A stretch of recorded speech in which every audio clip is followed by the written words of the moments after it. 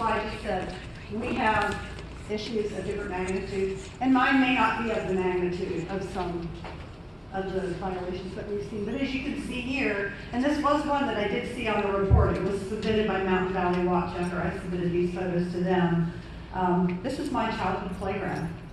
In the late 60s and 70s on Bradshaw Creek, we used to go to my relative's house, and we swam in a swimming hole there that we called the Blue Hole. It was a beautiful, pristine place that is now ruined by the Mountain Valley Pipeline because they cannot keep their sediment and erosion controls under control. And when I hear DEQ stand up here and say they're in compliance, all I want to say is bull. They are not in compliance. So you can't get somebody out there for 2 weeks and an MVP might fix it, then maybe you need more staff, or maybe you shouldn't have approved this project in the first place. Is all I can say. Mr. Hayes said earlier that you're up here to protect the quality of water for the Commonwealth.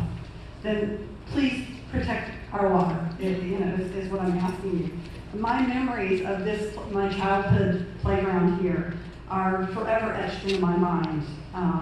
When I walk to that creekside now, I see a different sight. I see mud collected, and you'll see it in the photographs here.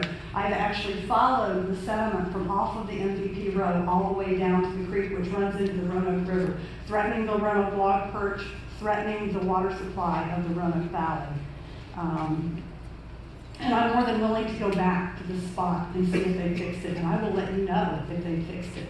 Because I have permission to be on this property, and I will let you know if they fix it. I will send it directly to you if I find that it has not been fixed. MVP has been allowed for the last year or two to continue to rip apart our mountains, to pollute our creeks. And as they say in their PR thing, they're ramping up construction. It's something that they do, it seems like, to persuade their investors and their stockholders that everything is under control. Well, as far as I can see, they have very little under control. They were out there digging trenches on a day when we were under a flash flood watch. I was watching the radar, and they're digging trenches while we're under a flash flood watch. So you can't tell me that the MVP does not have access to weather reports. And they should have, and they weren't doing sediment erosion, they were actively digging. I followed it off the row, I followed it down a little stream. You can see there's silt socks that have failed. There was mud piled down by the creek, very deep mud down by the creek. I couldn't walk through it, it was so deep. There was muddy puddles down there. It was flowing into the creek. It's all inadequate. And how many violations does this make?